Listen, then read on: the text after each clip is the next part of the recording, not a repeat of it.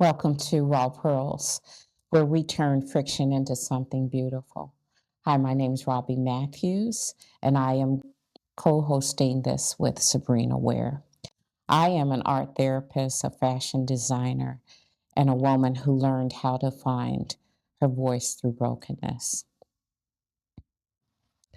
Sabrina, would you like to tell us a little bit about yourself? Sure. Hi, everyone. I am Sabrina Weir, as Robbie just introduced, and I am number one. She's an amazing person. So before I talk about me, I'm just so grateful to be here to co-host with her today. I am the director of the counseling center here in Bethlehem, Sanctuary of Hope Counseling Center, and here we are here for the community to just answer the mental health needs for everyone.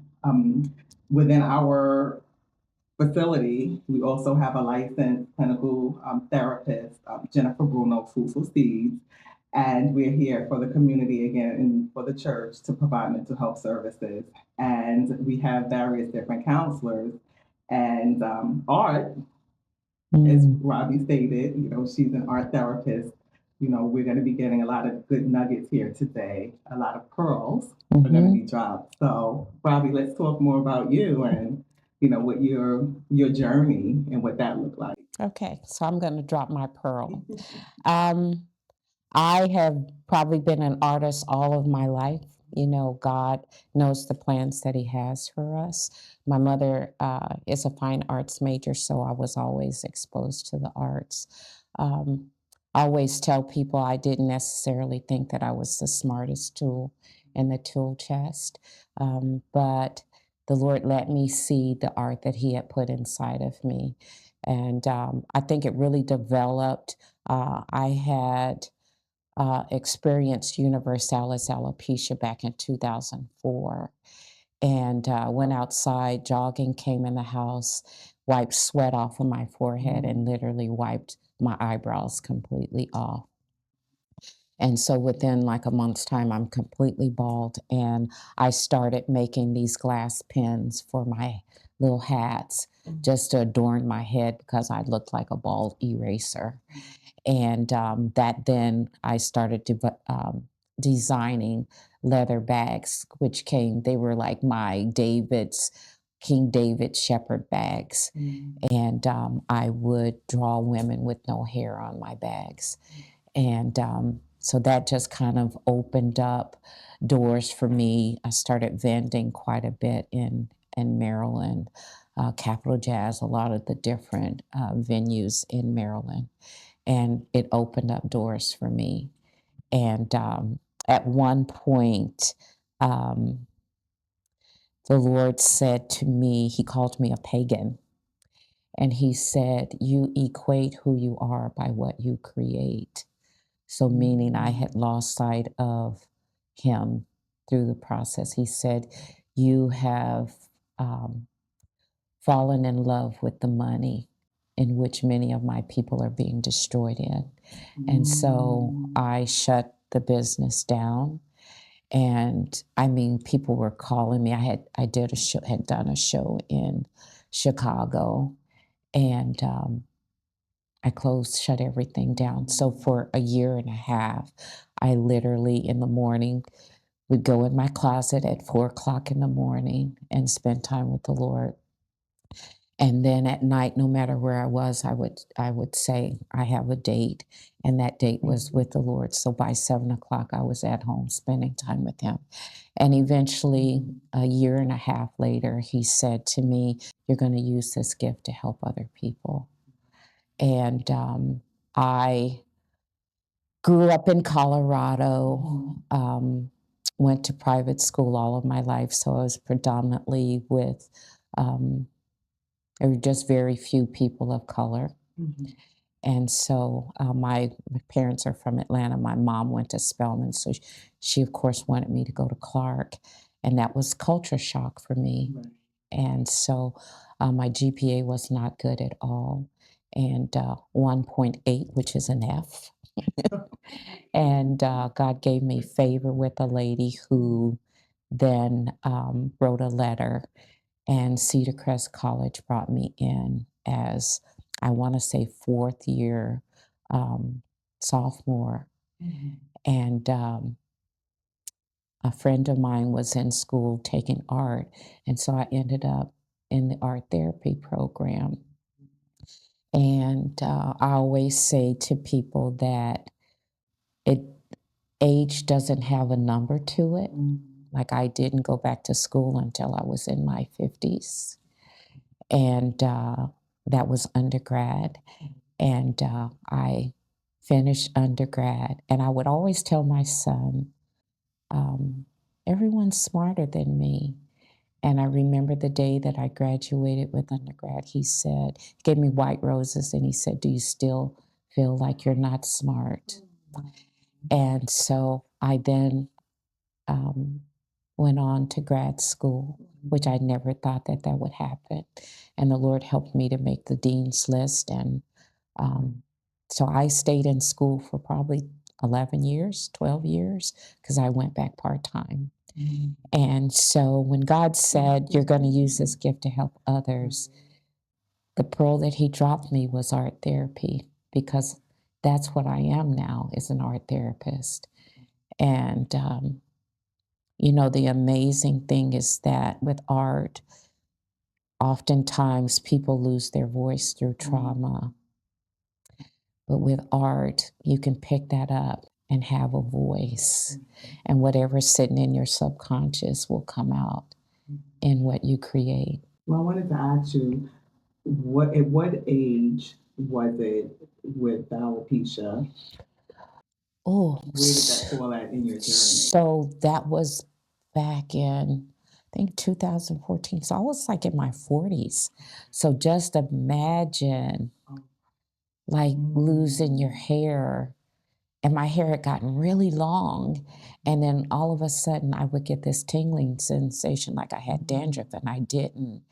And when that sensation would subside, my hair would just come out in handfuls. Like, you don't even realize the life that we have inside our body. That hair was dead. It was dead. And I can remember one morning just spending time with the Lord. A neighbor had given us a tree to plant in our yard.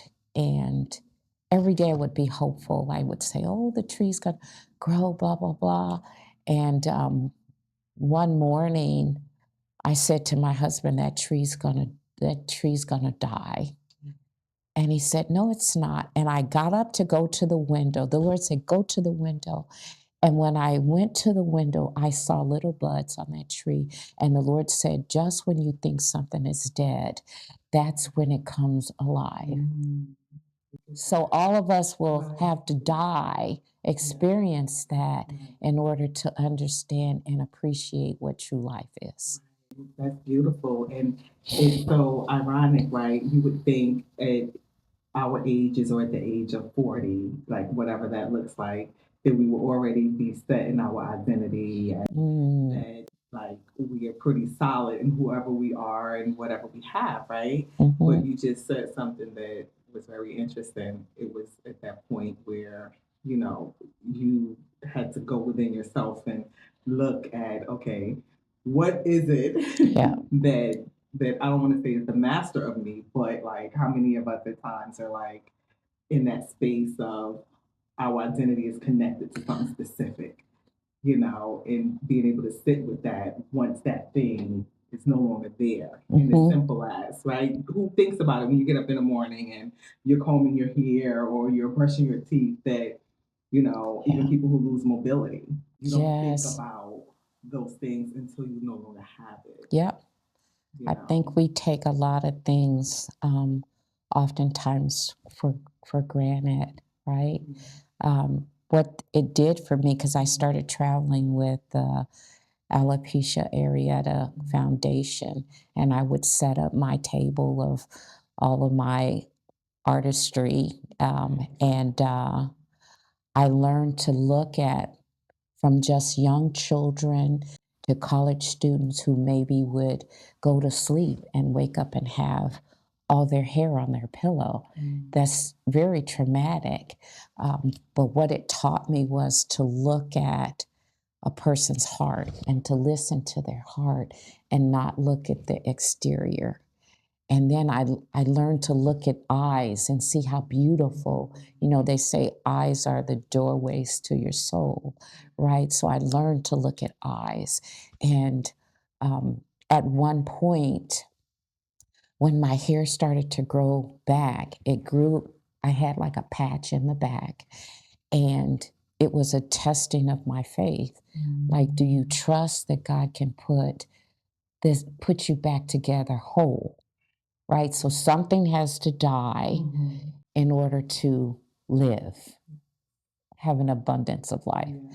And I lost that patch. And so then eventually, as I started to design more, I'm designing more bags, I'm doing these shows, my focus wasn't so much on what I had lost. It was on what I had been given in that place. And so then I got a patch in the front. And as I continued to serve others, that wasn't my focus. And before I knew it, I had hair halfway. And I remember I was interviewing this gentleman. I worked for a nonprofit, and I had my, eyelashes, fake eyelashes on, and my eyelash, one of them fell on my face. You talking about and embarrassed but humbled? Oh my God! So I literally I took the one off my face, pulled the other one off, and I was able to share my testimony with this young man. And that night when I got home and I looked in the mirror, my eyelashes were starting to grow back. So God's timing is like perfect. And he does things where you can't take the glory from it, right? And so before I knew it, the hair was now to my back. Not, it was covering more than half of my head. And now I'm designing more bags and I'm designing, my clothing line didn't come about. That's probably been maybe, I don't know, 8 years, because people kind of knew me for my bags, my leather bags and my leather belts. And then I started doing glass jewelry. And so, we just develop. It's like from going from glory to glory, right? And now I'm actually, when God said you're going to use this gift to help other people, now I am going into drug and alcohol facilities like in Maryland, freelancing art therapy. And to literally see, I started out with maybe 11 or 12 um, participants, and now I have close to almost 30 in each session. I do 3 sessions. So tell me what that looks like when you say art therapy and going into helping people with drug and alcohol in those venues. Because honestly, I'm a therapist and I know nothing about art and drawing. So what does it look like if somebody says, "Oh, well, I want to see an art therapist"? What does a typical session look like with Robbie, the art therapist? Okay, so this is wonderful because I actually would like to do an art therapy session with you. So in most therapeutic sessions, as you know, you go in, especially the ones where you just sit and talk. Um, in my sessions, we do art together and we talk. And so usually whatever is sitting in your subconscious, it's going to come out in your art form.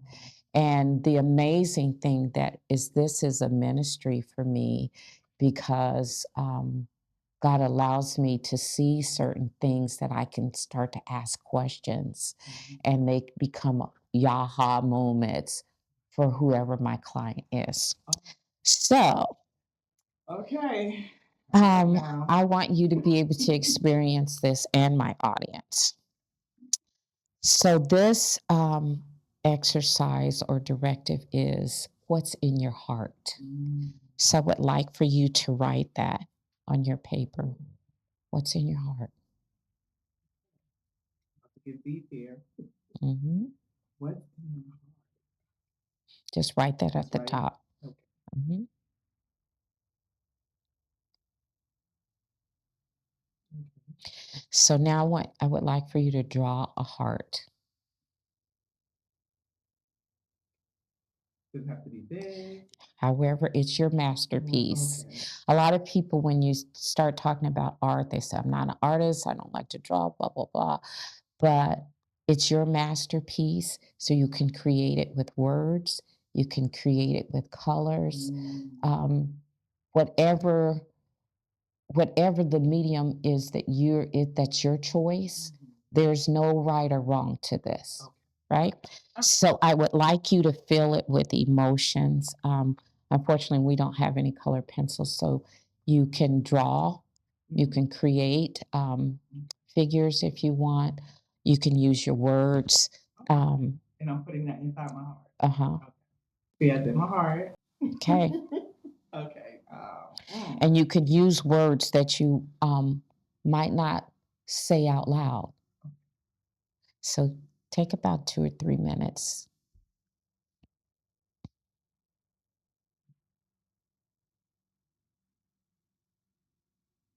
Mm. And I can do pictures as well. Hmm. And I'd also like you to express what you've been carrying that no one sees. You know, that goes back to where God says, man looks on the outer appearance, but God looks at our heart.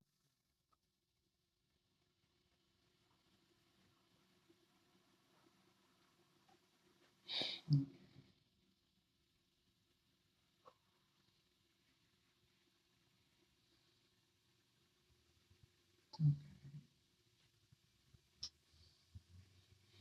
Let me know when you found a space to stop.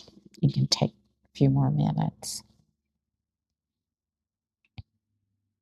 I got a good amount in Okay.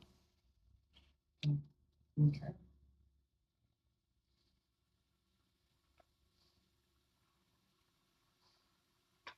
Okay. So tell me, would you like to share? Hmm. May I see your piece first, please? Okay.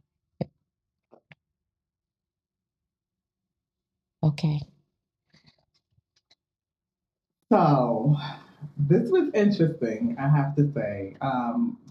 Number one, it's the ability just to put everything that's in your heart on paper, to actually see it, it's just enlightening, because to think it and to talk it, but then to see it on paper, Mm-hmm.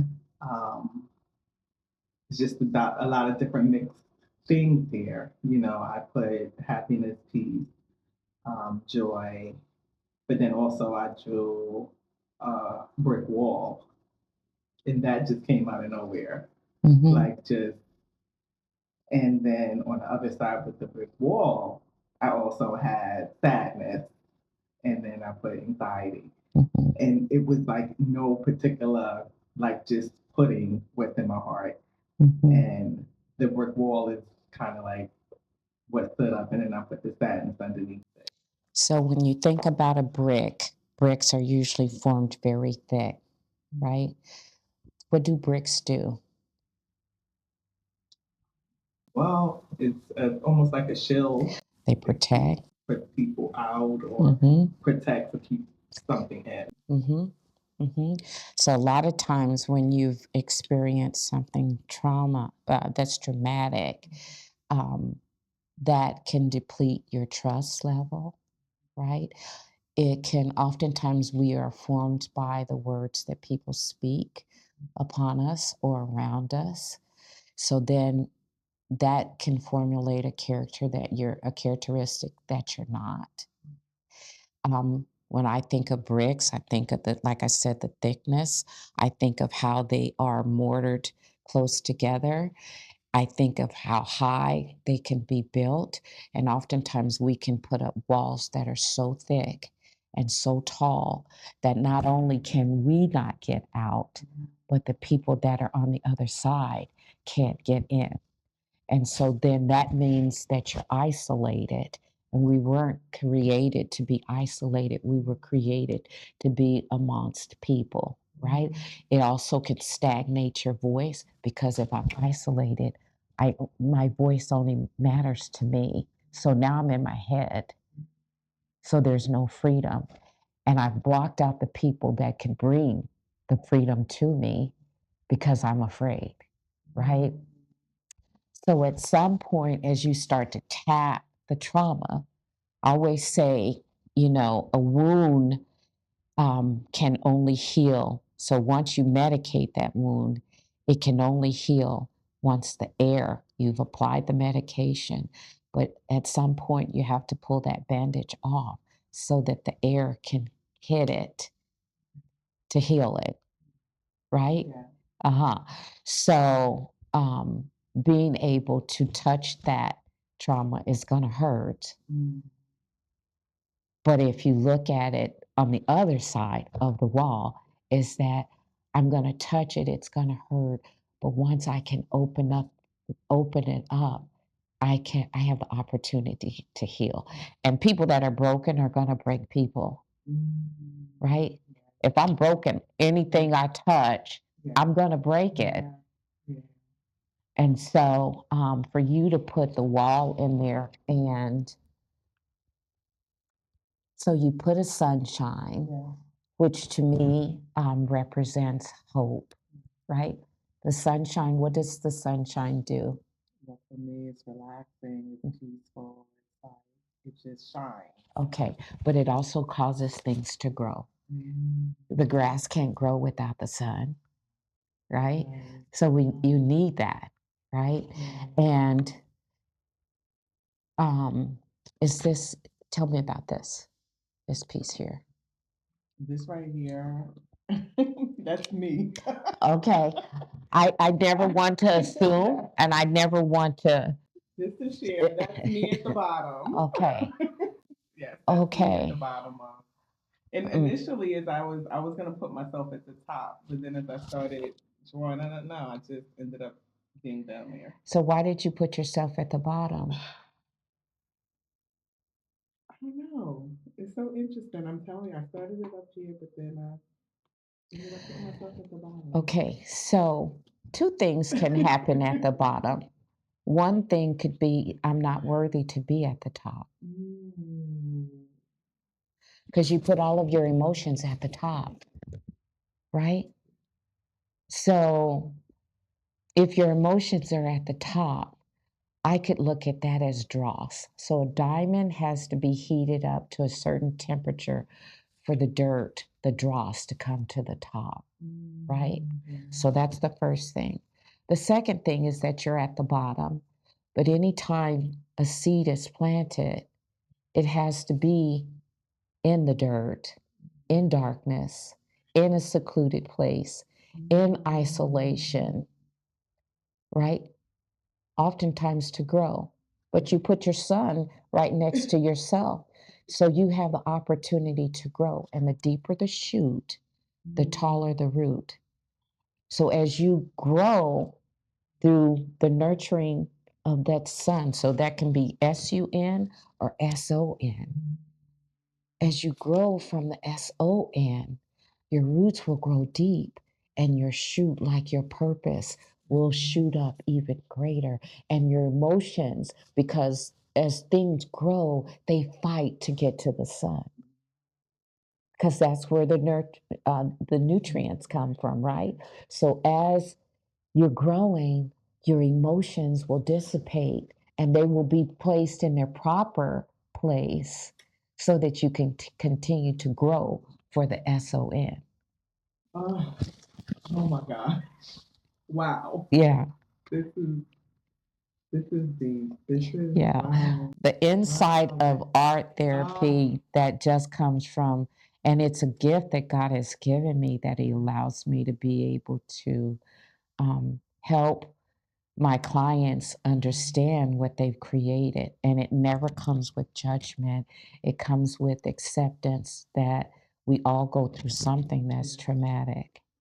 And I love this. What I love about this whole short therapy session is when people think art therapy, the first thing they say is, I can't draw. Yeah. I don't, it's just such a misconception of Yeah. what it is. It's so much deeper. Like, out of this simple Yep.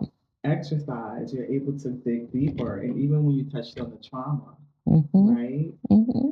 I was listening to this, I was reading this book, and the name of the book is Why Am I Like This?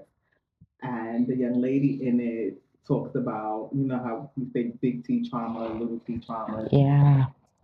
It's something as simple as our childhood being bullied. I Mm-hmm. never thought of that as trauma, Yeah. but what we were told to suck it up and move forward and move on. And like I always say, when I was bullied in sixth grade, my mom would say, well, they didn't like Jesus Christ, how am I going to compete with that? Like, you know what I mean? It's like, okay, so I just need to. So when I look at that, like, even when you touched on a brick wall, it's like we have to dig deeper in order to be able to real have true healing. Mm-hmm. And to be able to knock those bricks down. And it's funny you're talking about being bullied because I was bullied in grade school. And I remember the young girl, I even know her name. She would point to me in class and say, I'm going to get you after. And so I would be running to try to get on the bus. And I remember my father once saying to me, if you don't fight her, I'm going to whoop your butt Oh, and then I'm going to go to school. And so now I'm trying, and a heart,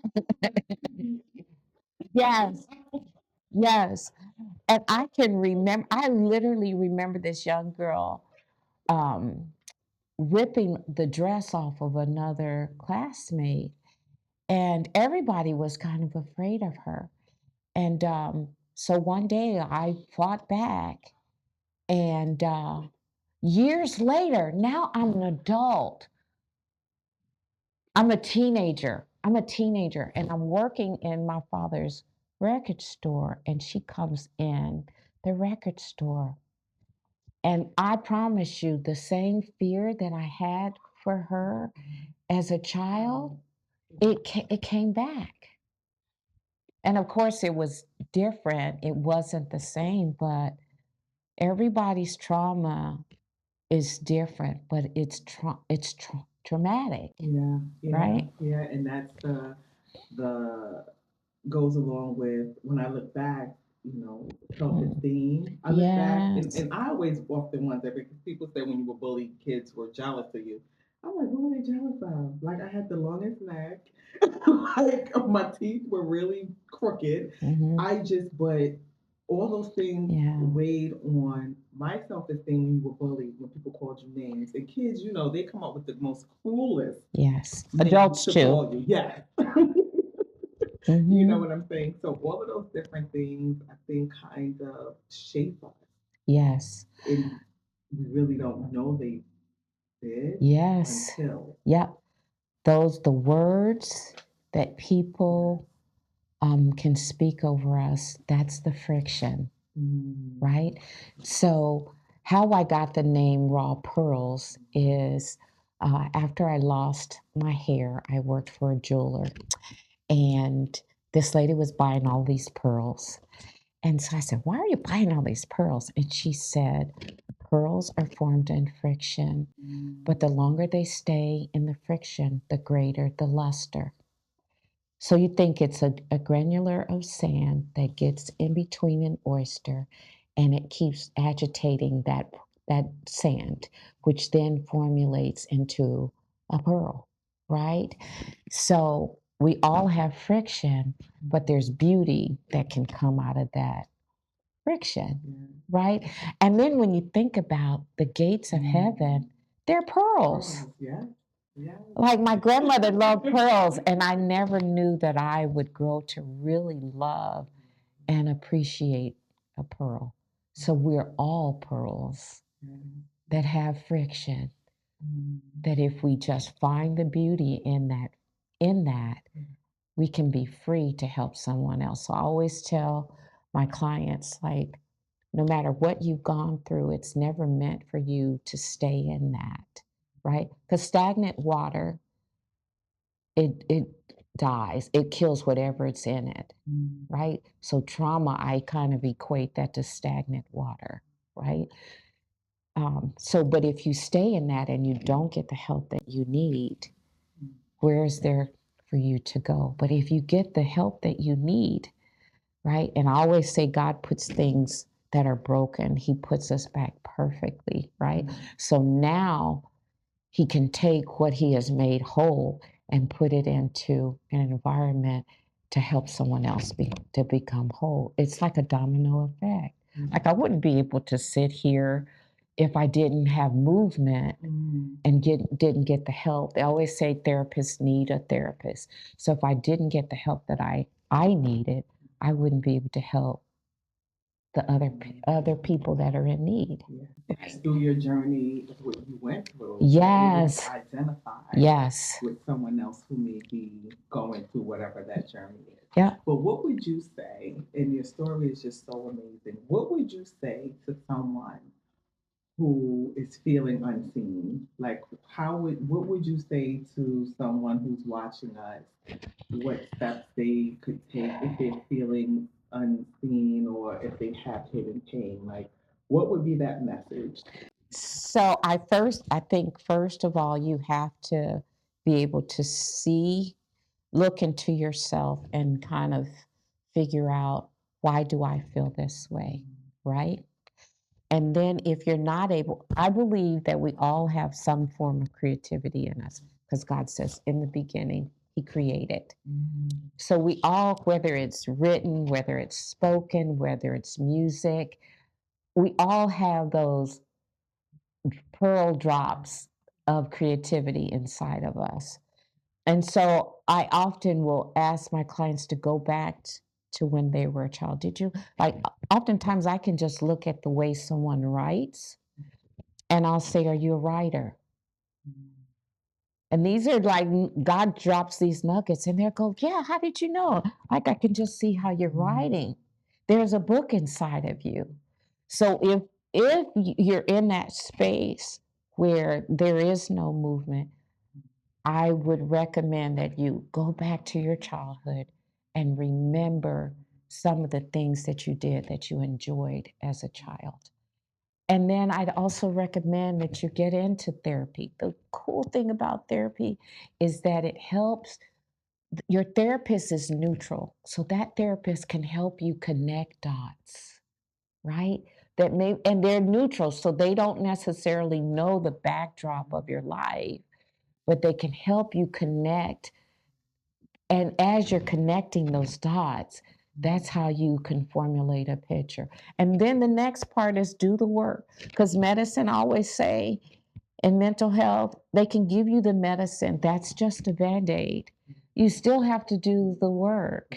And once you start doing the work and touching that stuff that has wounded you, you now can have that opportunity, especially when you surrender everything to God and you just let Him shine the sun upon you. You now have that opportunity to be whole and then to help someone else. So I always tell my clients in everywhere, just do it. That's Nike's phrase, right? Just do it. You just have to take the first step. And once you do that, that's the beginning. Beautiful. Thank you. Well, one last thing I wanted to ask, right? What pearl drop can you give to everyone? Ah, Every episode, we're going to okay. pearl drop. So, what's your pearl drop Yeah. you want to have you want to leave us with? Okay. So here's your pearl. Okay. You're not what has happened to you. You are what you choose to create from it. You are not what happened It's to to you. you. You're You what you choose to create from it, right? We're not our past. We carry that garbage in a bag, and the bag gets bigger and bigger and bigger. And as long as you're looking back on your past, you can't even see your present or your future. That's the pearl drop for this session. Thank you. Yes, this was wonderful. Yes.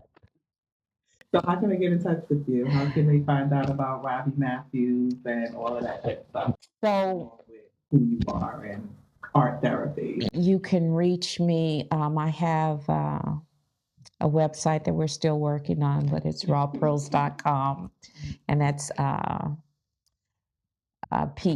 PEARLZ, RawPearlz with a Z.com. I can also be reached on Instagram, the same handle. And yes. Okay. Well, thank you. Thank you. Thank you. Thank you for joining us. Thank you, Robbie. Thank you. Ah.